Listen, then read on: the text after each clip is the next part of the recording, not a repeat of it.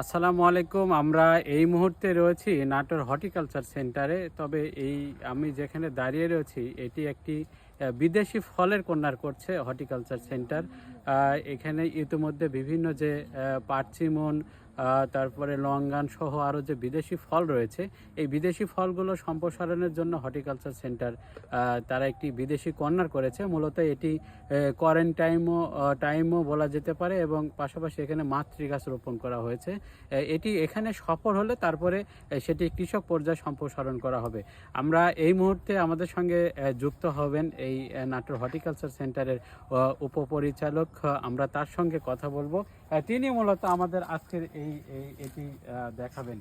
আপনার কাছে আমি একটু জানতে চাই যে এখানে যেহেতু একটা আম বাগানে রয়েছে, এখানে আপনারা কি কি করবেন? আমের চারা রয়েছে, এখানে আপনারা কি ধরনের প্ল্যান করছেন যে বিদেশে? আমরা এখানে আপনাদের আগে বলেছিলাম, আমরা এখানে কিছু বিদেশি যে ফল আছে, ফলের যে উন্নত জাতগুলো আছে, সেই জাতগুলো আমরা এখানে লাগানোর ব্যবস্থা করছি। এবং এটি আমরা এটি হলো আমাদের চেরি একটা ফল আছে, আপনারা সবাই জানেন বিখ্যাত। এই চেরি ফলের আমরা এখানে একটি জাত লাগিয়েছি। এভাবে বিভিন্ন চেরি জাতের আরও অন্যান্য লাইন বরাবর ওদিকেও আছে। এবং এখানে আমরা একটা লাগিয়েছি, এখানে হচ্ছে আপনাদের লঙ্গানের একটা বিখ্যাত জাত একটা লাগানো হয়েছে এখানে। সেটি আমরা ট্রায়াল হিসেবে আমরা এখানে আমরা লাগিয়েছি, যেটি পারফরমেন্স ভালো হবে সেখান থেকে চারা উৎপাদন করে আমরা কৃষকের মাঝে এটি বিস্তার ঘটানো হলো। আপনার এটি হলো আপনার পার্সিমনের বিখ্যাত জাপানের যে ভ্যারাইটিগুলো আছে আমাদের 3-4টা ভ্যারাইটি আমরা এখানে করেছি, যেটি এটির রেজাল্ট ভালো হবে সেটিকে আমরা পরবর্তীতে এটিকে আমরা সম্প্রসারণের জন্য এটি আমরা করেছি আর কি।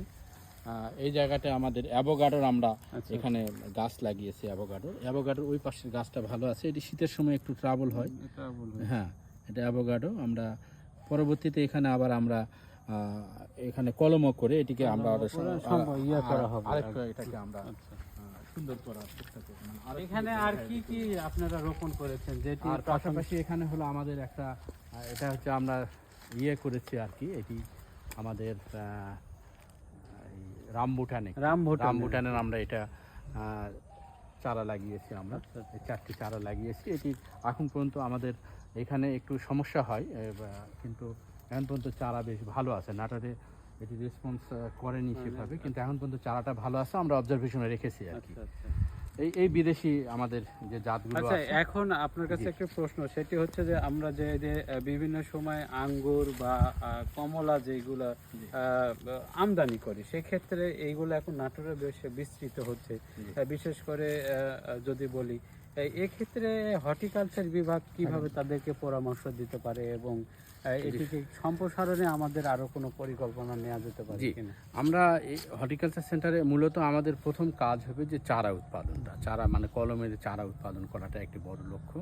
এবং সেই লক্ষ্যে আমরা কিন্তু নতুন যে ভ্যারাইটিগুলো আছে, সে ভ্যারাইটির আঙুরের নতুন ভ্যারাইটি যেগুলো আছে, এগুলো আমরা বাইকনুর, রেড গ্লোভ, তারপরে ব্ল্যাক ম্যাজিক, ডিকসন, এই ধরনের আঙুরের জাতগুলো আমরা এখানে লাগিয়েছি। পাশাপাশি আমরা বেদানার যে বিখ্যাত জাতগুলো, থাই বেদানা, আফগানি, তারপরে হচ্ছে অস্ট্রেলিয়ান বেদানা, তারপরে হচ্ছে রুবিনা, এই ধরনের বিভিন্ন মৃদুলা এই জাতীয় আমরা বেশ কিছু গাছ আমরা মাতৃগাছ হিসাবে লাগিয়েছি। পাশাপাশি আমরা টার্কিশ যে আপনাদের মালভেরি আছে, সেটিও আমরা লাগিয়েছি। চেরির গাছ লাগিয়েছি আমরা। এবং এগুলোর থেকে যখন আমরা কাঙ্ক্ষিত একটা মানে রেজাল্ট পাবো, ফল যদি কাঙ্ক্ষিত রেজাল্ট পাবো, ফল এটি আশানুরূপ যদি ফল হয়, ফল সেটিং যদি ভালো হয়, সেক্ষেত্রে আমরা এটিকে তখন সেখান থেকে কলম চারা উৎপাদন করে সেটি কৃষক পর্যায়ে এটি সম্প্রসারণ করব। এবং এটি আমরা মানে যেটি ভালো হবে না সেটিকে আমরা এটি কমার্শিয়াল ভালো থাকতে হবে। মেন কথা যে আমার একটা গাছে 2-4টা ফল থাকলে ওইটা দিয়ে তো আমার কমার্শিয়াল হবে না, ছাদ বাগানে থাকতে পারে। সুতরাং আমাদের মেন উদ্দেশ্য, যেমন এখানে লঙ্গান আমরা লাগিয়েছি 4টা ভ্যারাইটি লাগিয়েছি, এবং লেটেস্ট ভ্যারাইটি। আচ্ছা। সেই ভ্যারাইটিগুলোর মধ্যে কোন ভ্যারাইটিটা আমার এখানে রেসপন্স করবে, মানে আমাদের যেটার বিয়ারিং ভালো হবে, আবহাওয়া বা হ্যাঁ, সেটিকে প্রকৃতি আমরা এবং মাটি সেই অনুযায়ী। এক্সটেনশনের জন্য আমরা সুপারিশ করবো। সেরকম চেরির ক্ষেত্রেও করেছি আমরা, অ্যাভোকাডোর ক্ষেত্রেও করেছি বা পার্সিমনের ক্ষেত্রেও করেছি।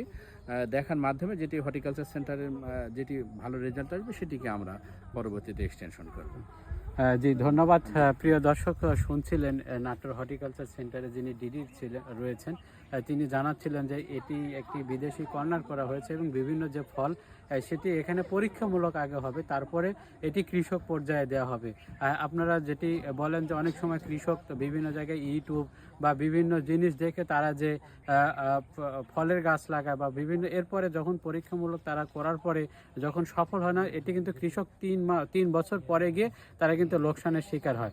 তবে কৃষকরা যেন সেই আর্থিক ক্ষতির শিকার না হয়, সেই কারণে কিন্তু এই হর্টিকালচার সেন্টারে এই ব্যবস্থা করা হয়েছে এবং আগামী দিনে যে বিদেশি ফলের যে সম্প্রসারণ সেটি নাটোর থেকেই ঘটবে এবং ইতিমধ্যে যে বিভিন্ন ফলের সূতিকাগার বলা হয় নাটোরে, সেটি কিন্তু যেমন পেয়ারা, ড্রাগন সহ আরও যে ফলগুলো রয়েছে সেটি কিন্তু নাটোর থেকেই বিস্তৃত হয়েছে সারা দেশে।